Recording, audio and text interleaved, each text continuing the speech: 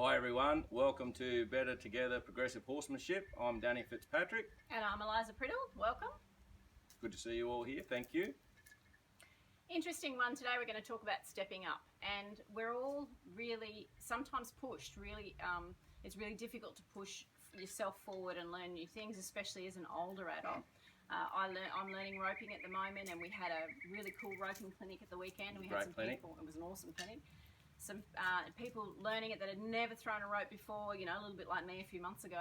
And it's hard. It's really hard to push yourself and learn something new and be uncomfortable. It's frustrating. Sometimes, pushes your buttons so much that you want to quit. But the other thing that really happens is what we want to talk about today is the horses sometimes struggle with stepping up as well. Yes, you really can notice it sometimes with people.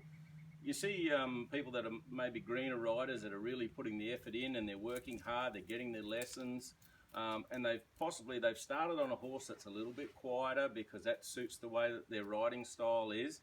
And then as they progress, it seems like the horses they don't want to go with them. They're just comfortable where they are.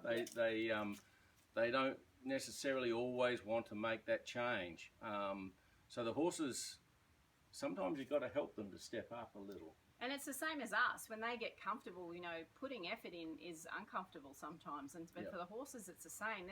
And it's not their fault. They get used to a routine. When we buy a horse, if we're beginners or we're intermediate riders, we want a horse that's nice and quiet.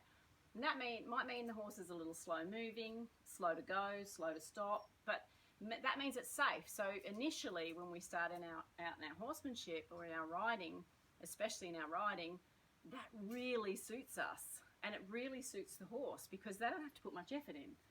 And when we start to step up and increase our level of expectations in horsemanship and ask for something a little bit more, more impulsion, more now, especially when we're talking about roping and working with cattle, it has to be now because there's a job to do. There could be a cow coming at you, or you could be about to lose a cow out of a gate or a paddock. Your horse has to move now. And sometimes, and we experienced on the weekend, the horses don't like stepping up. They don't like doing now. well, they're out of their comfort zone a little bit, and you need to help them. You need to help them with that. You need to kind of show them what you want. Yep. And horses are a creature of habit. They certainly get comfortable with knowing what the routine is. Yep. And one of the really cool things I noticed on the weekend is, we pushed a couple of horses a little bit harder and asked them for a fair bit more in their go and their stop and their turning. And it was pretty tough for them. They were very uncomfortable for a little while. And then they all had a day off. Well, some of them had a couple of days off. And then we brought them out again the next day or 2 days later, and they'd had a chance to sit on that, to mull that over. And both of the horses were amazingly soft. They were completely different animals, weren't they? Where they'd been quite heavy and kind of resistant. Yeah, and they were fighting it a little bit, It was almost like a little tantrum with one of them. Yeah, absolutely. It's like, no, I am not doing that. And so, you have to sometimes get into a little bit of a fight and go, well, buddy, I'm not asking you for, this is not rocket science. I'm just asking you to move a little bit quicker. But because it's been done the same way and they are creatures of habit for so long, they just go no, and they can jack up a little bit, especially horses with a more confident personality. But after the mulling over, it was quite phenomenal for me to see, and I know that I've experienced that in the past where I've given horses, a really tough new lesson.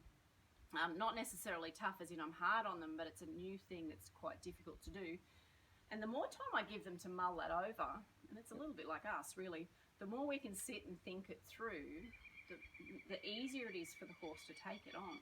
Yeah, it is something I've played with a little bit over the my time as a horseman. I've had some horses that I've tried to show them something, and you get off scratching your head thinking, what am I doing wrong? Am I showing this wrong? And you start to question yourself, and you give them a week or two off and come back and ask them to do the same thing, and they just do it straight away. Yep. It's like they just needed that little bit of time. Yep. They just needed to process it. Maybe, just get it. Yep. I don't know. I was going to say mull over it. Yeah, is probably the correct way to put it. But yeah. And the other thing, we always have heard all the great horsemen have always said, finish on a good note, and that's I think that's really important. You want to finish, even if it's a tough session, you want to finish with something that feels good. Even if it's just the last minute and a half of that ride, you know, you want to always finish where that feels good. And that last thing is that horse then is going to encourage it. If the horse feels good, it's more likely to mull it over in a positive, you know, sense. I've had horses where I've had a bit of a fight with them and we finished really tough. And I brought them out the next day and it's tougher. You know, they've gone, you know what, you can really stick that lesson. So I think it's super important to finish on that really good note. Then give them some time out. Now, how long is that time out? How long's a piece of string? You know, for some horses it's a day, for some it's a week, for some it's a month. You know, some of the horses that I've had for retraining, I will literally give them 6 months off. When I first get them, throw them in the herd and I let them be a horse for about 6 months. Because I want them to just think about being a horse. I don't want them to, you know, deal with all that pressure straight away.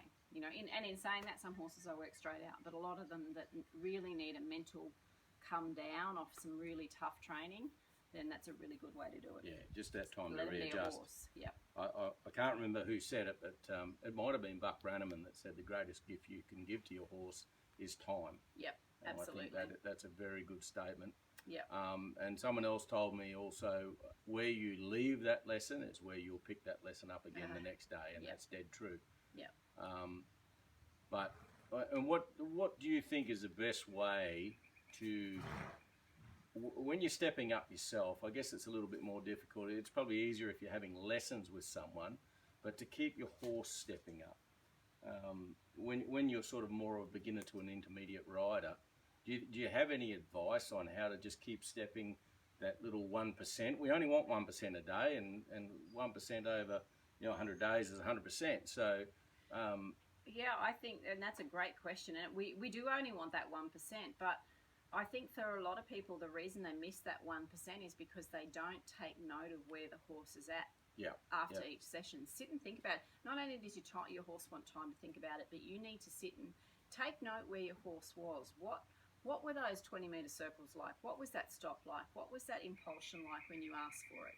Yep. And I want it at little tiny bit better tomorrow than I had it today. And I think that's really important. You will only progress if you ask for a little bit more. And sometimes, you know, well, a lot of the time, not sometimes, but most of the time that involves getting someone in to give you a hand.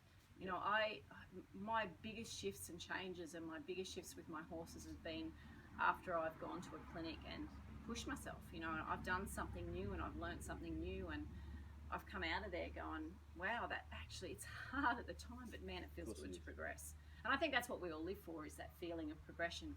Wow, I know for me, when I get on my horse and he feels better than yesterday, I'm like on cloud 9. Yeah. I smile and I'm like, oh, dude, that's so amazing. Well done, good job. You know, I'm a nicer person to be around when I push for that progression. I think we all are. We all get stale doing the same thing day in and day out. I think you're right. It's interesting. I'm always right. 95% of the time. Oh, it's closer than that. I notice it a lot sometimes when I think, you know, I'm looking at some of my older horses and you think, oh, you know, I need to step him up. And then you ride some youngsters for a while. You step back on them and you're like, oh my God, thank you. My horse is awesome. Thank you. Yep. Yeah. Young horses really make you appreciate the older ones. Yeah, yep, absolutely. That's for sure. Cool. Well, I think that's us for today. Yep. Anything else to add? Nope. It's a beautiful day. Go and ride your horse. Keep progressing. Good job, guys. See you later. See you guys.